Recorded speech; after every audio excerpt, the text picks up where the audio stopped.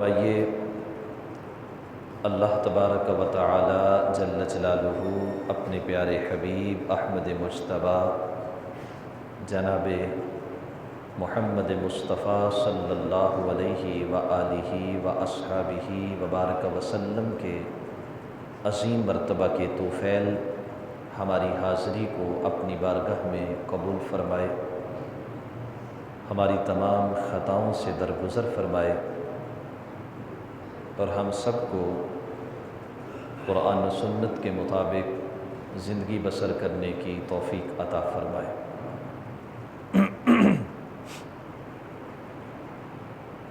دوستان مکرم، اللہ رب العالمین کے ہاں سب سے پسندیدہ مذہب اسلام ہے۔ ہماری خوش قسمتی ہے کہ خالق کائنات جل جلالہ نے ہمیں اپنا پسندیدہ مذہب عطا فرمایا اور ہم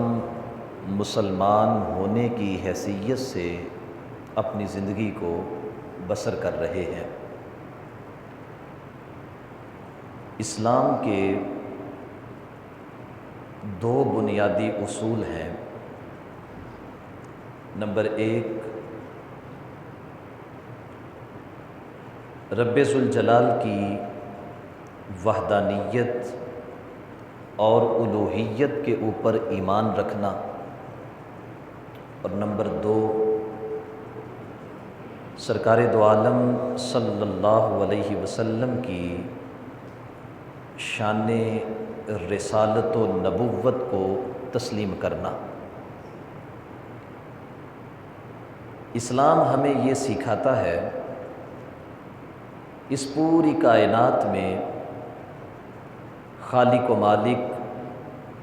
رب العالمین جل جلالہ کے سوا دوسری کوئی ذات عبادت کی حقدار نہیں ہے۔ معبود برحق رب ذوالجلال کی ذات ہے، اور اسلام ہمیں یہ سکھاتا ہے کہ سرکار دو عالم نور مجسم شفیع معظم صلی اللہ علیہ وسلم اللہ کے برگزیدہ بندے، اس کے سب سے عظمت کے حامل رسول، جس راستے پہ چلے وہی نجات کا راستہ ہے۔ ان کا اسوہ حسنہ بعد والوں کے لیے ضابطہ حیات ہے۔ ان کی سنتیں، ان کی تعلیمات یہ قیامت تک کے لیے لوگوں کی رہنمائی اور رہبری کے واسطے کافی ہیں۔ بنیادی طور پہ یہ دو اسلام کے عقیدے ہیں، ایک اللہ کی وحدانیت، اس کے ایک ہونے اور اس کے معبود برحق ہونے کو تسلیم کرنا، اور دوسرے نمبر پہ سرکار دو عالم صلی اللہ علیہ وسلم کی شان رسالت و نبوت کے اوپر ایمان رکھنا۔ روز اول سے باطل قوتیں اسلام کی مخالفت میں برسر پیکار ہیں، حق و باطل کی کشمکش جاری و ساری ہے۔ اسلام کے پہلے اصول کے اوپر آج تک کوئی حملہ آور نہیں ہو سکا، اس لیے کہ ہمارے آقا صلی اللہ علیہ وسلم نے دو ٹوک انداز میں ارشاد فرمایا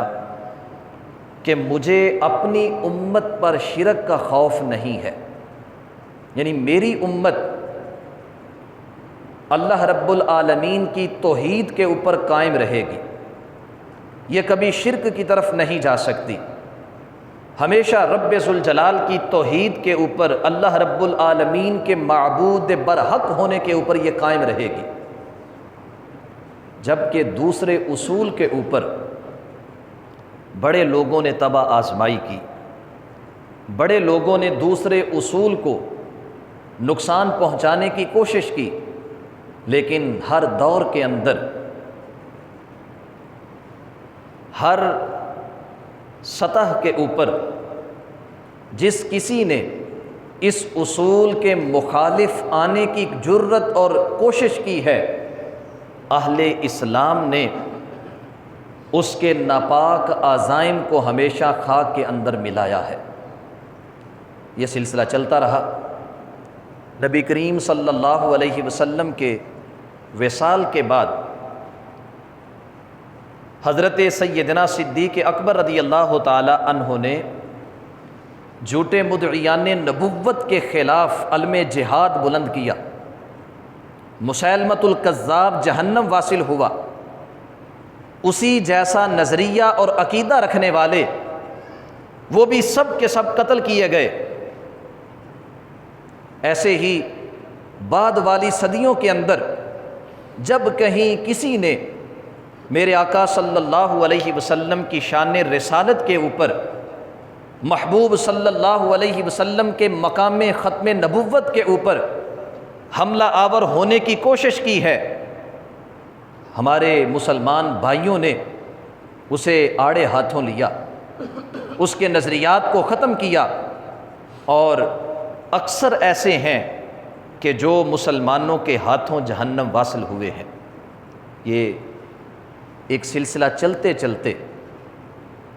13ویں صدی ہجری میں آج سے 100 سال قبل یہاں بر صغیر کے اندر اس نے دوبارہ سر اٹھایا۔ مرزا قادیانی کی صورت میں فتنہ قادیانیت، فتنہ مرزائیت اس نے سر اٹھایا، اور وہی دعویٰ جو مسیلمۃ الکذاب کا تھا، وہی دعویٰ جو اسود عنسی کا تھا، وہی دعویٰ جو بعد کی صدیوں میں آنے والے جھوٹے مدعیان نبوت کا تھا، وہی دعویٰ یہ مرزا قادیانی لے کر اٹھا اور اپنے آپ کو میرے آقا صلی اللہ علیہ وسلم کے بعد ایک نبی کی صورت میں پیش کیا۔ اب عزیزان گرامی قدر، مسلمانان عالم کے لیے بالعموم اور اسلامیان بر صغیر کے لیے بالخصوص یہ بہت بڑی آزمائش تھی، کیونکہ وہ یہیں کا رہنے والا، یہیں کی بولی بولنے والا، یہیں کا رہن سہن رکھنے والا، یہیں کی زبان میں وہ اپنا لٹریچر، وہ اپنی تعلیمات کو پھیلانے والا، تو مسلمانان بر صغیر کی یہ اہم ذمہ داری کہ وہ اس آزمائش میں ثابت قدم رہیں، اس آزمائش میں وہ کامیاب ٹھہریں۔ ہمارے اسلاف نے بڑی قربانیاں دے کر، بڑے امتحانات دے کر، اس آزمائش میں پورے اتر کر انہوں نے اپنے محبوب صلی اللہ علیہ وسلم کی شان ختم نبوت کا دفاع کیا، لیکن یہ فتنہ ختم نہیں ہوا، یہ فتنہ آج بھی برقرار ہے، اور آج اس کی جڑیں پوری دنیا کے اندر پھیل چکی ہیں۔ دنیا کے کونے کونے میں قادیانیت کے نظریات رکھنے والے افراد موجود ہیں، اور آج ہر مسلمان کی یہ ذمہ داری ہے کہ وہ اپنی حیثیت کے مطابق وہ اپنے اس دوسرے اصول شان رسالت و نبوت کا دفاع کرنے میں کسی قسم کی کوئی سستی نہ کرے۔ دوستان مکرم، کچھ تاریخی باتیں پس منظر کی صورت میں آپ کے سامنے رکھنا چاہتا ہوں، اور اس کے بعد عقیدہ ختم نبوت کے حوالے سے ہماری ذمہ داری کیا ہے، ہمیں کیا کرنا چاہیے، یہ چند گزارشات میں آخر میں آپ کے سامنے عرض کروں گا۔ مرزا قادیانی یہ انگریز کا پیدا کردہ ایک فتنہ تھا۔ مرزا قادیانی نے ابتداءً اپنے آپ کو حضرت سیدنا امام مہدی کی صورت میں پیش کیا، چونکہ ہماری تعلیمات کے مطابق حضرت مہدی علیہ السلام قرب قیامت ان کا ظہور ہوگا، اور وہ مسلمانوں کی قیادت بھی کریں گے، تو اس نے سب سے پہلے اپنے آپ کو حضرت امام مہدی کی صورت میں پیش کیا، کہا کہ میں تو مہدی موعود ہوں، یعنی وہ مہدی جس کا آقا کونین صلی اللہ علیہ وسلم نے اپنی امت کے ساتھ وعدہ کر رکھا ہے، میں تو اسی کی حیثیت میں اب تمہارے سامنے ہوں۔ اور کچھ مہینوں کے بعد اس نے خود کو مسیح موعود قرار دیا، اور پھر جناب عیسیٰ ابن مریم کا یہ اپنے آپ کو عیسیٰ ابن مریم کی جگہ یہ اپنے آپ کو پیش کرنے لگا کہ قرب قیامت جب ان کا نزول ہونا ہے، تو کہا کہ نزول تو ہو چکا، میری صورت کے اندر رب ذوالجلال نے جناب عیسیٰ کو بھیجا ہے۔ تو پہلے اس نے ان باطل نظریات کا پرچار کرتے ہوئے اپنے آپ کو لوگوں میں متعارف کروایا، اور پھر جیسے ہی 20ویں صدی کا آغاز ہوا، 1901 عیسوی کے اندر اس نے مستقل نبی ہونے کا اعلان کر دیا۔ اب یہ مسلم قوم کے لیے، مسلم امت کے لیے بہت بڑا چیلنج تھا، لیکن ہمارے اسلاف نے بر وقت اقدامات اٹھائے، اس کا رد کیا، اس کی تحریرات کا رد کیا، اس کے باطل نظریات کی کلی کھولی اور حقیقت لوگوں کے سامنے آشکار کی۔ ایک مسلمان کسی صورت عقیدہ ختم نبوت سے متزلزل نہیں ہو سکتا، اس کے لیے یہ عقیدہ حرف آخر ہے کہ میرے آقا اللہ کے آخری نبی ہیں، آپ کے بعد کسی قسم کا کوئی نبی نہیں آ سکتا۔ ہمارے اسلاف کا کردار اس حوالے سے دیکھیں، حضرت سیدنا امام اعظم ابو حنیفہ رضی اللہ تعالی عنہ کے متعلق یہ ملتا ہے کہ ان کے سامنے کسی شخص نے اپنے نبی ہونے کا اظہار کیا، آپ نے فرمایا میں نہیں مانتا تمہیں۔ اس نے کہا کہ میرے پاس دلیل ہے، آپ علم والے ہیں، میری دلیل کو سنیے۔ آپ نے کہا کہ میں تمہاری دلیل سن بھی نہیں سکتا، اس لیے کیونکہ مجھے اپنے محبوب کی دلیل کے اوپر یقین ہے، مجھے اپنے محبوب کے فرمان کے اوپر یقین ہے، یہ میرے آقا کا فیصلہ ہے، انا آخر الانبیاء وانتم آخر الامم۔ اے میرے غلاموں یاد رکھو، رب ذوالجلال نے مجھے آخری نبی بنا کے بھیجا ہے، اور رب ذوالجلال نے تمہیں آخری امت بنا کر بھیجا ہے۔ اب میرے بعد کوئی نبی نہیں آ سکتا، اور تمہارے بعد اب کوئی دوسری امت نہیں ہو سکتی۔ کہا تمہاری دلیل سنوں گا تو میں اپنے محبوب کو کیا جواب دوں گا؟ میں نے ان کے فرمان کے اوپر شک کر لیا، میں نے ان کے فرمان کو غیر ضروری سمجھا، اور تم سے پوچھنا شروع کر دیا کہ بتاؤ اگر تم نبی ہو تو دلیل کیا ہے، بتاؤ اگر تم نبی ہو تو ثبوت کیا ہے؟ کہا میں نہیں مانتا، کیونکہ میرے پاس سب سے بڑا ثبوت، سب سے بڑی دلیل آقا کونین حضرت محمد مصطفیٰ کا فرمان موجود ہے کہ ہمارے آقا نے فرمایا تھا انا خاتم الانبیاء لا نبی بعدی، میں سب سے آخری نبی ہوں، میرے بعد کوئی نبی نہیں آ سکتا۔ اب میرے بھائیوں یہاں پہ ایک بات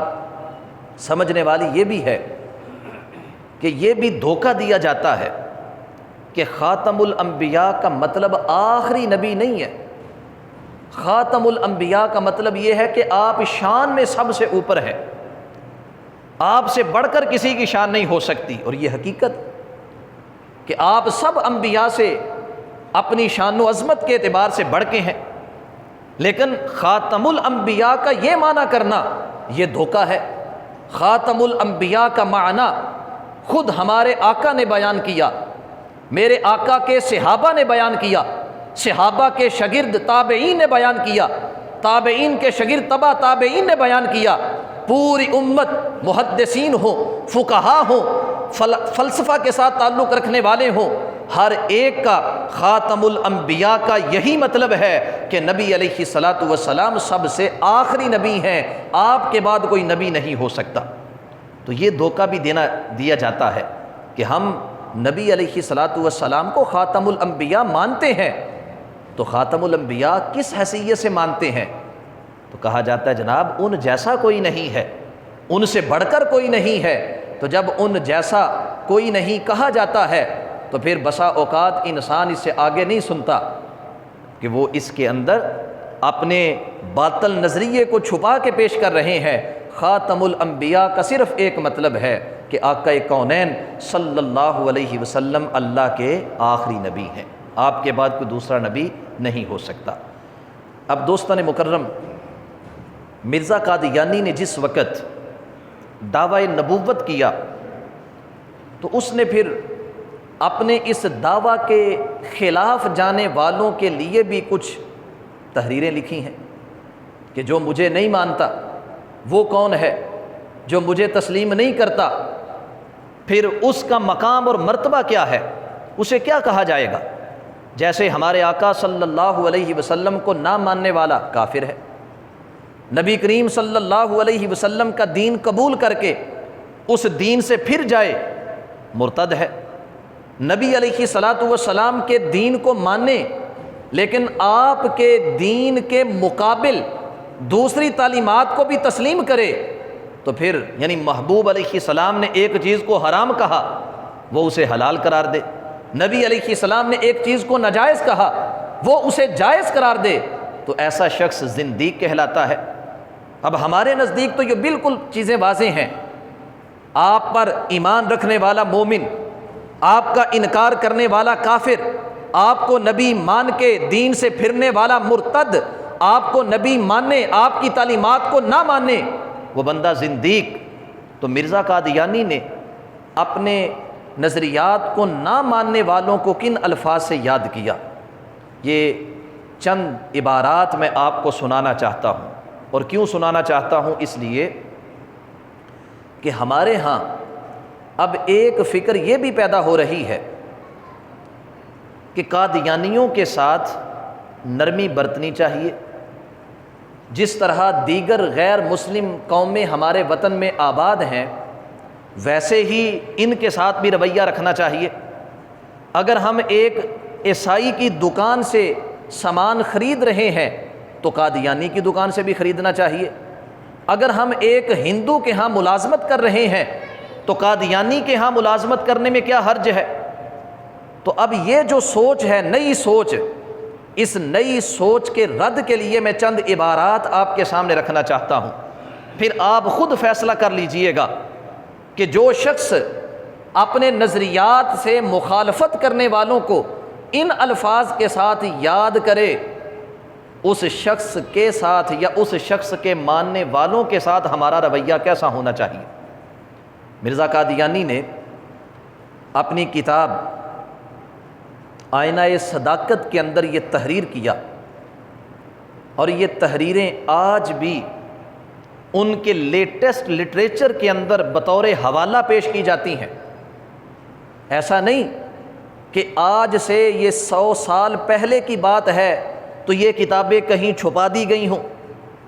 یہ کتابیں کہیں محفوظ کر دی گئی ہوں۔ آج بھی دور حاضر کے اندر لیٹسٹ جو طریقے ہیں ان طریقوں کے مطابق اس لٹریچر کو پیش کیا جا رہا ہے، اپنے ماہناموں کے اندر لکھ کر، اپنی ویب سائٹس کے اوپر ڈال کر، مختلف زبانوں کے اندر ان کا ترجمہ کر کے 4 زبانوں کے اندر ان کتابوں کے تراجم موجود ہیں آج، اور یہ لٹریچر پیش کیا جا رہا ہے۔ اس لٹریچر کی چند عبارات آئینہ صداقت میں مرزا قادیانی نے یہ تحریر کیا، کہا کہ رب ذوالجلال کا میرے ساتھ یہ وعدہ ہے کہ جو شخص میرے نام کی بیعت نہیں کرے گا، یعنی مجھے جو نبی تسلیم نہیں کرے گا، وہ کوئی بھی ہو، چاہے پہلے مسلمان ہی کیوں نہ ہو، وہ کافر ہو جائے گا۔ یہ اس کی گفتگو کا آغاز ہے۔ کہا جو شخص میرے نام کی بیعت نہیں کرتا، یعنی جو مجھے نبی نہیں مانتا، اس شخص کا اسلام کے ساتھ پھر کوئی تعلق نہیں، چاہے وہ پہلے مسلمان ہی کیوں نہ ہو۔ اب دوستان مکرم، پوری مسلم امہ اس کے اس ایک جملے کے مطابق کیا ہو گئی؟ کافر ہو گئی۔ اس کے اس ایک جملے نے ہر اس شخص کو کافر قرار دیا کہ جو اس کے نام کی بیعت نہیں کرتا، اس کے نام کی نبوت کو تسلیم نہیں کرتا۔ ہم تو نہیں کرتے اور نہ ہی قطعاً کسی کو کرنے دیں گے۔ تو اس کے نزدیک جو اس کے نام کی بیعت نہیں کرے گا اس کا اسلام سے کوئی تعلق نہیں ہو سکتا، وہ کافر ہے۔ اور ساتھ کہا کہ رب کا میرے ساتھ یہ وعدہ ہے، اور کتاب کا نام آئینہ صداقت، یعنی سچائی کا شیشہ ہے تمہارے سامنے، سچ کا آئینہ تمہارے سامنے رکھا ہے، دیکھو اپنے آپ کو۔ تو ہم تو دیکھتے ہیں اپنے آپ کو، ہم محبوب علیہ الصلاۃ والسلام کی شان ختم نبوت کے اوپر یقین رکھتے ہیں کہ آپ اللہ کے آخری نبی، آپ کے بعد کوئی دوسرا نبی نہیں ہو سکتا۔ پھر ایسے ہی مرزا قادیانی نے اپنی دوسری کتاب چشمہ معرفت کے اندر، یعنی ایک چشمہ بہہ رہا ہے معرفت کا، پہچان کا، کتاب کا نام بڑا خوبصورت ہے، لیکن ہوتا ہے ایسے کہ کبھی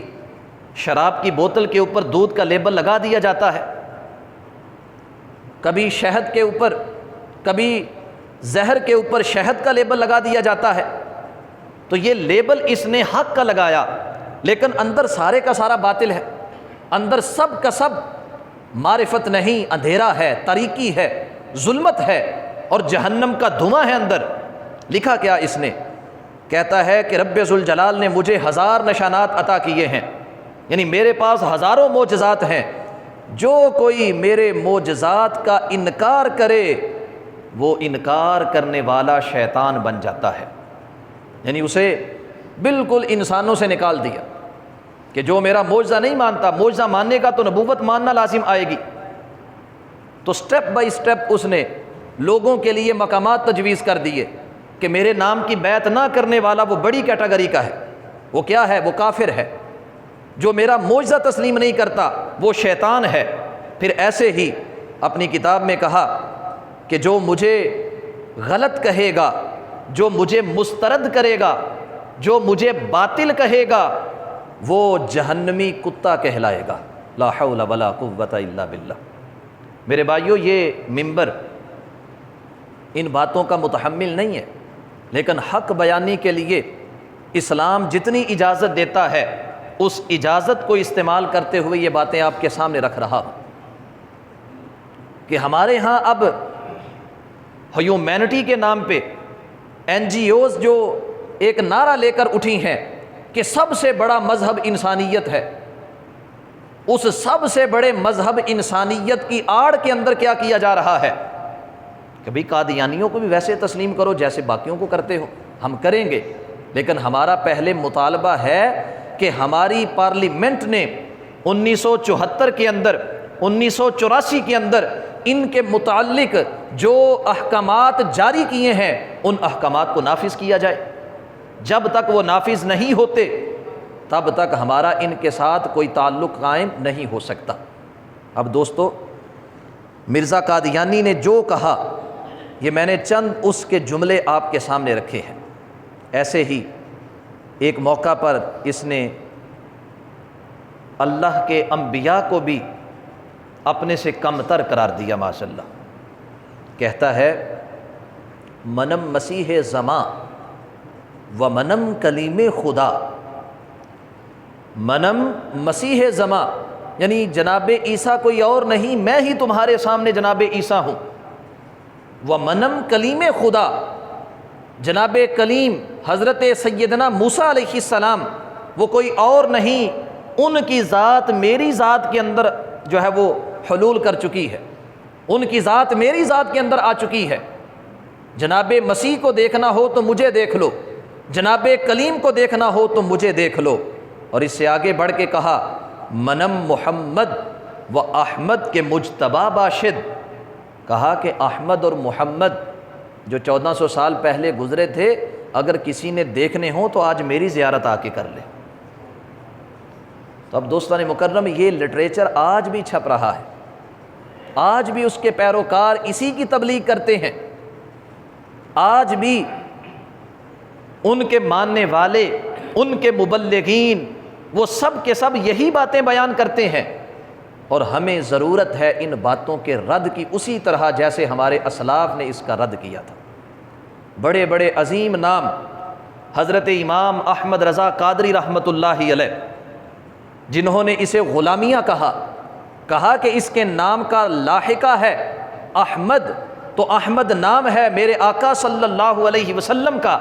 اسے غلام احمد نہ کہو، اسے فقط غلام کہو، یا غلام کے ساتھ اگر نسبت لگانی ہے تو اس کے حقیقی آقاؤں کی نسبت لگاؤ، یہ غلام شیطان ہے، یہ غلام انگریز ہے، احمد مجتبیٰ کے ساتھ اس کا کوئی تعلق نہیں ہے۔ اگر یہ احمد مجتبیٰ کا غلام ہوتا تو اس کا کردار حضرت صدیق اکبر جیسا ہوتا، اس کا کردار حضرت عمر فاروق جیسا ہوتا، اس کا کردار حضرت مجدد الف ثانی جیسا ہوتا۔ یہ احمد کا غلام نہیں ہے، یہ شیطان کا غلام ہے۔ حضرت پیر سید مہر علی شاہ نے اس کا رد کیا، جماعت علی سرکار نے اس کا رد کیا ہے، اور ہمارے اسلاف نے اس کے ماننے والوں کا ہر دور کے اندر رد کیا، اور آج بھی الحمدللہ تعالی علماء اہل سنت اپنی صلاحیتوں کو بروئے کار لاتے ہوئے اس کے رد کے اندر مصروف ہیں۔ نعرہ تکبیر،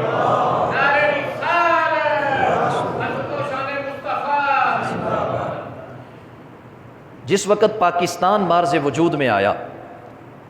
تو پاکستان کے اندر ان کی ایک بہت بڑی تعداد موجود تھی، کلیدی عہدوں پر فائز تھی، جیسا کہ مرزا بشیر نے اپنی کتاب الفصل کے اندر تحریر کیا، کہا کہ ہم نے 8 سیغوں کے اوپر، یعنی محکمے، ڈپارٹمنٹس جو ہیں، 8 سیغوں کے اوپر بڑی محنت کی ہے۔ ان محکموں کے اندر ہم نے اپنے افراد کو داخل کیا، ان محکموں کے اندر ہم نے اپنے لوگ بھیجے تاکہ وہاں پہ ہماری بات ہو، وہاں پہ ہماری حمایت ہو، ضرورت کے وقت وہ لوگ ہمارے حق میں کھڑے ہوں۔ وہ کون کون سے سیغے ہیں؟ کہا کہ ان میں سب سے پہلے نمبر پہ ہم نے فوج کو سلیکٹ کیا، آرمی کے اندر۔ دوستو 1953 کی تحریک ختم نبوت، جنرل اعظم خان کون تھا؟ قادیانی تھا۔ 10,000 مسلمانوں عاشقان مصطفیٰ کو اس نے گولیوں کے ساتھ بھونا تھا، اور ان کا اپنا گرو وہ کہہ رہا ہے اپنی کتاب کے اندر کہ ہم نے اپنے بندے وہاں پہ بھرتی کروائے تاکہ بوقت ضرورت یہ ہمارے ساتھ کھڑے ہوں، اور انہوں نے کردار نبھایا، حق نمک انہوں نے ادا کیا، جہاں کا پانی پیا تھا اپنے آقاؤں کو اس پانی کی قیمت لوٹائی، 10,000 عاشقان مصطفیٰ کو شہید کر کے۔ کہا ایسے ہی پولیس کے اندر ہم نے اپنے لوگ بھرتی کروائے، ایڈمنسٹریشن کے اندر یہ جتنی بیوروکریسی ہے اس کے اندر ہم نے اپنے افراد کو جو ہے داخل کروایا، ریلوے کے اندر، فنانس کے اندر، کسٹمز کے اندر ہم نے اپنے بندے بھرتی کروائے تاکہ یہاں پہ ہماری آواز اٹھے،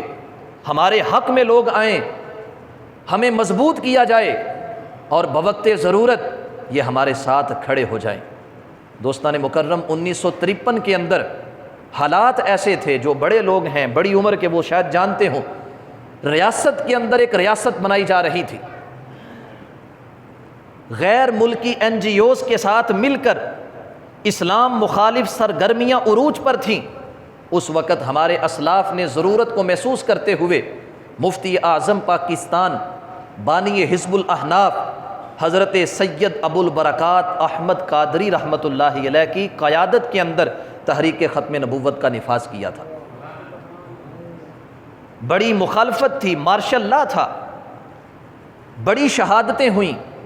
لیکن ہمارے اسلاف اپنے مشن کے اوپر قائم رہے۔ پھر ایک وقت آیا میرے بھائیوں، ایک وقت آیا کہ 1974 میں دوبارہ یہ تحریک مضبوط ہوئی، کیونکہ 1953 میں 10,000 لوگوں کو چند دنوں کے اندر شہید کیا گیا۔ جو سرکردہ افراد تھے انہیں غیر معینہ مدت کے لیے جیلوں کے اندر داخل کر دیا گیا، پابند سلاسل انہیں کر دیا گیا، مضبوطی کو توڑا گیا، جو جمعیت کا اتحاد تھا اس کو توڑنے کی کوشش کی گئی۔ 1974 کے اندر قائد ملت اسلامیہ امام الشاہ احمد نورانی صدیقی رحمۃ اللہ علیہ آپ کی قیادت کے اندر دوبارہ یہ تحریک مضبوط ہوئی، اور 30 جون 1974 کو آپ نے پاکستان کی پارلیمنٹ کے اندر قانون ساز اسمبلی کے اندر آپ نے قرارداد پیش کی، جس کا ون لائنر ایک جملہ قادیانی کافر ہیں، ان کا اسلام سے کوئی تعلق نہیں۔ اس ایک جملے کے اوپر قادیانیوں کے اس وقت کے پیشوا کو دعوت دی گئی کہ آؤ اپنا دفاع کرو آ کے، لیکن میرے بھائیوں اہل حق کے سامنے ڈٹنا یہ باطل کے بس کا روگ نہیں ہے، اہل حق کی آنکھوں میں آنکھیں ڈالنا اتنی باطل کے اندر جرت نہیں ہے۔ امام نورانی صدیقی رحمۃ اللہ علیہ نے ہر سوال کا جواب دیا، قرآن و سنت اسلاف امت کے کردار سے یہ واضح کیا کہ نبی مہربان حضرت محمد مجتبیٰ صلی اللہ علیہ وسلم اللہ کے آخری نبی ہیں، آپ کے بعد کوئی نبی نہیں، کسی حیثیت کا نبی نہیں ہے، نہ ذلی نبی ہے، نہ بروزی نبی ہے، نہ مستقل بذات نبی ہے۔ جو نبی علیہ السلام کے بعد کسی قسم کا دعوے نبوت کرے اور اس دعوے نبوت کو تسلیم کرے، اس کا اسلام کے ساتھ کوئی تعلق نہیں ہو سکتا۔ اور دوستو پھر کیا ہوا؟ 2 مہینے مسلسل اس کے اوپر بحث ہوتی رہی، سوالات تیار ہوئے، ان سوالوں کا جواب دیا جاتا رہا۔ جولائی اور اگست گزر گئے، پھر 7 ستمبر کا وہ حسین دن آتا ہے، 7 ستمبر کا عظیم دن آتا ہے، جب شہداء کا خون رنگ لاتا ہے، جب غازیوں کی قربانیاں ان کا جو مول ہے وہ ہمیں وصول ہوتا ہے۔ ہماری قانون ساز اسمبلی 7 ستمبر 1974 کو اعلان کرتی ہے کہ قادیانی غیر مسلم ہیں، ان کا اسلام کے ساتھ کوئی تعلق نہیں ہو سکتا۔ نعرہ تکبیر، نعرہ رسالت، حضرت شان مصطفیٰ زندہ باد۔ اب دوستان مکرم، اس حوالے سے قادیانیوں کو جب کافر قرار دیا گیا تو وہ لوگ کہ جن کا گرو کہتا ہے کہ ہم نے کلیدی عہدوں کے اوپر اپنے بندے بٹھائے، کیا انہوں نے اپنا حق ادا نہیں کرنا تھا؟ حرکت میں آئے، کیا کیا انہوں نے؟ ہماری قانون ساز اسمبلی نے جو آئینی ترمیم کی تھی، اس ترمیم کے مطابق قادیانی اپنی عبادت گاہ کو مسجد نہیں کہہ سکتے، اس ترمیم کے مطابق قادیانی اپنی مذہبی کتاب کو قرآن نہیں کہہ سکتے، اپنے نبی کے خود ساختہ نبی کی گفتگو کو حدیث نہیں کہہ سکتے۔ اسلام کی جتنی اصطلاحات ہیں، جیسے نماز ہے، روزہ ہے، زکوٰۃ ہے، حج ہے، اس کو وہ اپنے لیے استعمال نہیں کر سکتے۔ لیکن یہ باز نہیں آئے، انہوں نے اپنی عبادت گاہوں کو مسجد کہا، انہوں نے اپنی مذہبی کتاب کو جس کے اندر ترمیم کی ہے اسے قرآن کہا، اپنے نبی کی گفتگو کو حدیث کہا، اپنے نبی کے گھر والوں کو اہل بیت اطہار کہا، اپنے نبی کے اولین پیرکاروں کو مصطفیٰ کے صحابہ کی مانند صحابہ قرار دیا ہے۔ پھر اس وقت دوبارہ ہماری قانون ساز اسمبلی نے 26 اپریل 1984 کے اندر یہ حکم نامہ جاری کیا تھا ان کو توہین سے روکنے کے لیے کہ یہ مسلمانوں جیسے شعار کو استعمال نہیں کر سکتے، یہ اپنے مذہب کی تبلیغ نہیں کر سکتے۔ لیکن دوستو آج یہ 21ویں صدی ہے، ان احکامات کو آئے ہوئے 30 سال سے زیادہ کا عرصہ ہو چکا، لیکن آج بھی وہ اپنی حرکتوں سے باز نہیں آ رہے، آج بھی وہ اپنے لٹریچر کو پھیلا رہے ہیں، آج بھی وہ اپنی تعلیمات کا پرچار کر رہے ہیں۔ تو آج ہم مسلمانوں کی ذمہ داری کیا ہے؟ ہم کس طرح اپنے عقیدے کا دفاع کریں؟ تو اس میں سب سے پہلے ہمیں اپنے عقائد کو جاننا ضروری ہے۔ ہمارا یقین ہے عقیدہ ختم نبوت پر، لیکن جانیے کہ عقیدہ ختم نبوت کی جو ذمہ داری ہے یا اہمیت ہے یہ ہے کیا؟ ہمارے اسلاف نے تو بڑے خوبصورت انداز میں یہ کہا تھا، یاد رکھو ختم نبوت یہ دین کی بنیاد ہے، ختم نبوت یہ دین کی روح ہے، ختم نبوت دین مصطفیٰ کی آبرو ہے، ختم نبوت کا محافظ، ختم نبوت کا تحفظ کرنے والا،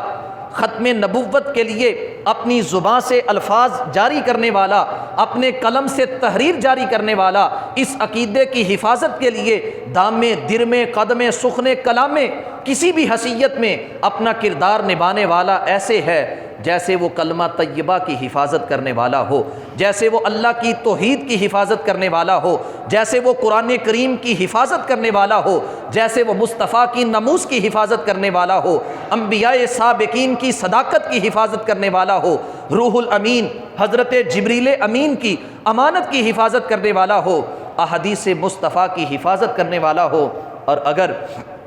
ہم عقیدہ ختم نبوت کی حفاظت نہیں کرتے، سست پڑتے ہیں، اس پہ غفلت برتتے ہیں، اور دشمن کو جو وہ کرنا چاہتا ہے کرنے کی کھلی اجازت دیتے ہیں، تو پھر ہم مجرم ہیں۔ کس کس کے مجرم ہیں؟ سب سے پہلے ہم اپنے ضمیر کے مجرم ہیں، ہم اپنے عقیدے نظریے کے مجرم ہیں، خدا اور مصطفیٰ کے مجرم ہیں۔ دوستو آؤ، آج عقیدہ ختم نبوت کا پرچار کرنے کی ضرورت ہے۔ اپنے گھروں کے اندر، اپنی دکانوں کے اندر، اپنے کھیتوں کے اندر، اپنی فیکٹریوں کے اندر، اپنے اداروں کے اندر ہر کسی کے سامنے برملا یہ کہنے کی ضرورت ہے کہ ہم نبی مہربان حضرت محمد مصطفیٰ کے امتی ہیں، آپ سب سے آخری نبی ہیں، آپ کے بعد دوسرا کوئی نبی نہیں آ سکتا۔ ضرورت ہے آج اس چیز کی، اور اس کے ساتھ ضرورت ہے ان لوگوں کے مکمل بائیکاٹ کی کہ جو آج بھی نبی مہربان صلی اللہ علیہ وسلم کی شان ختم نبوت کے اوپر کسی قسم کا کوئی شک رکھتے ہیں، قادیانی ہیں یا قادیانیوں کے حمایتی ہیں، ان کے ساتھ کوئی تعلق نہیں ہونا چاہیے، ان کا بائیکاٹ کرنا چاہیے۔ یہاں پہ آ کر جو میں نے ابتداً بات عرض کی اور مرزا قادیانی کے جملے آپ کو سنائے کہ کچھ لوگ ملا کے بات کرتے ہیں کہ اگر عیسائی کی دکان سے خریدی جا سکتی ہے چیز تو قادیانی کی دکان سے کیوں نہیں؟ اگر ایک سکھ کو اپنے ادارے کے اندر بھرتی کیا جا سکتا ہے تو قادیانی کو کیوں نہیں؟ اگر ایک ہندو کی فیکٹری کے اندر کام کیا جا سکتا ہے تو ایک قادیانی کی فیکٹری میں کیوں نہیں؟ اس واسطے نہیں کہ وہ آج بھی اپنی آنے والی آمدن کا 25% اپنے دین کی نشر و اشاعت کے لیے استعمال کر رہے ہیں۔ ہم انہیں جو 100 روپیہ دیتے ہیں، 25 روپے اس میں سے ان کی تنظیمات کے واسطے وقف ہیں، ربوہ کے اندر جاتے ہیں، ان کا ٹی وی چینل چلتا ہے، ان کی مختلف سائٹس چلتی ہیں، ان کے مبلغین کی فیسیں رقمیں ادا ہوتی ہیں۔ کہاں سے؟ ہمارے دیے ہوئے پیسے سے۔ ہم کہتے ہیں شیزان خرید لیا تو کیا ہو گیا، او سی ایس سے کوریئر کر لیا تو کیا ہو گیا، ہم نے اگر ولی کوکنگ آئل خرید لیا تو کیا ہو گیا، مارکیٹ کے اندر پڑا ہے، اس سے کیا ہوتا ہے؟ سنیں ہمارے آقا صلی اللہ علیہ وسلم اپنے دین کی تعلیمات پہ عمل نہ کرنے والے کو کس طرح ناپسند کرتے ہیں۔ بس آخری باتیں عرض کر کے اپنی گفتگو سمیٹ رہا ہوں۔ حضرت سیدنا عمار بن یاسر محبوب علیہ السلام کے بڑے پیارے صحابی، قدیم الاسلام صحابی، بزرگ عمر کے صحابی، سر کے بال سفید تھے، اپنے بالوں کو رنگ کے زعفرانی رنگ کے ساتھ رنگ کے آ گئے۔ میرے آقا صلی اللہ علیہ وسلم نے اس رنگ کے استعمال سے منع کیا ہوا تھا۔ آ کے نبی علیہ السلام کو سلام عرض کیا، محبوب علیہ السلام نے جواب نہیں دیا، ناپسندیدگی کا اظہار کیا۔ حضرت عمار سمجھ گئے کمی کہاں ہے، مجھ سے خطا کیا ہوئی۔ انہیں اپنے سر سے لے کر پاؤں تک اپنے پورے وجود کا علم تھا، اور اس وجود سے صادر ہونے والے اعمال کا علم تھا۔ سمجھ گئے کہ غلطی کہاں ہے، واپس لوٹ گئے اور اس رنگ کو تبدیل کر کے دوبارہ سرکار کی خدمت میں حاضر ہوئے۔ تو میرے آقا صلی اللہ علیہ وسلم نے مسکراتے ہوئے ان کو خوش آمدید کہا، ان کے سلام کا ان کو جواب بھی عطا فرمایا۔ ایک حکم کے اوپر عمل نہ کرنے کی وجہ سے محبوب نے ناپسندیدگی کا اظہار کیا، اور آج ہماری حالت کیا ہے؟ جناب عمار کا عقیدہ نہیں خراب ہوا، عقیدے پہ حرف نہیں آیا، آپ کے انداز زندگی میں کوئی حرف نہیں آیا، فقط ایک چیز جس کو محبوب نے ناپسند کیا، آپ نے لا علمی کی وجہ سے اس پہ عمل کر لیا، تو آقا نے ناپسند کیا۔ اور ہم بگڑے ہوئے عقیدے والوں کو اپنے ساتھ بٹھائیں، ہم نبی کے بعد نبی ماننے والوں کو اپنا بھائی بنائیں، ان سے دوستیاں قائم کریں، ان کے کاروبار مضبوط کریں۔ کیا ایک مسلمان کو یہ ساری باتیں زیب دیتی ہیں؟ پھر دوستو جب ہم بائیکاٹ کریں گے، معاشی طور پہ کمزور ہوں گے، پھر گھٹنوں پہ آئیں گے۔ حدیث کے الفاظ ہیں، امام زرقانی رحمہ اللہ نے اس کو بیان کیا کہ ہمارے آقا صلی اللہ علیہ وسلم نے جب خیبر کو اپنے محاصرے میں لیا، یہودی باقی سارے قلعے چھوڑ کر ایک قلعے کے اندر بند ہو گئے، نبی علیہ السلام اس کا محاصرہ کیے ہوئے، لیکن فتح نہیں ہو رہا۔ کئی دن گزر گئے، نبی علیہ السلام نے جب تحقیق کی تو معلوم یہ ہوا کہ اس قلعے کے عقب کے اندر ایک تالاب موجود ہے، رات کی تاریکی کے اندر یہ یہودی اس تالاب سے پانی پیتے ہیں، تازہ دم ہو جاتے ہیں، انہیں کسی کی پرواہ نہیں ہے۔ میرے آقا صلی اللہ علیہ وسلم نے اگلے دن اس تالاب کے اوپر پہرا بٹھایا۔ یہودی رات کی تاریکی میں جب پانی لینے کے لیے آئے، آگے محافظ موجود تھے، پانی نہیں لے سکے، واپس دوڑ گئے۔ اب اندر جب پانی کی قلت پیدا ہوئی، تب انہیں احساس ہوا کہ ہم نے مسلمانوں کے ساتھ بگاڑ کر کتنا بڑا جرم کیا ہو۔ تب آئے صلح نامہ لے کر سرکار کی بارگاہ میں، تب آئے سرکار دو عالم صلی اللہ علیہ وسلم کے ساتھ مفاہمت کرنے کے واسطے کہ آپ ہمیں جانے دیں، ہمارے ساتھ آپ معاہدہ کر لیں۔ کیوں اس مقام تک پہنچے وہ؟ کیونکہ مسلمانوں نے ان کا راستہ بند کیا تھا، ان کا بائیکاٹ کیا تھا، ان کو روکا تھا اس تالاب سے جس تالاب سے پانی پی پی کر وہ تازہ دم ہو رہے تھے۔ اور آج ہمیں یہ کہا جاتا ہے کہ جناب اگر ہم ان کی 2-4 کمپنیوں کا بائیکاٹ کر بھی لیں گے، ان کو کتنا نقصان ہو سکتا ہے؟ نقصان ہوگا، آپ تو کر کے دیکھیں، آپ تو اپنی ذمہ داری کو نبھائیں، آپ اپنی ذمہ داری نبھا کر اپنی نظروں میں سرخرو ہوں، رب ذوالجلال آپ کے اس عمل کی جزا دنیا میں بھی عطا فرمائے گا، آخرت میں بھی عطا فرمائے گا۔ اللہ کم الحاکمین ہمیں قادیانیت کے رد میں اپنے اسلاف کی طرح دلیر ہونے کی توفیق عطا فرمائے۔ وآخر دعوانا ان الحمد للہ رب العالمین۔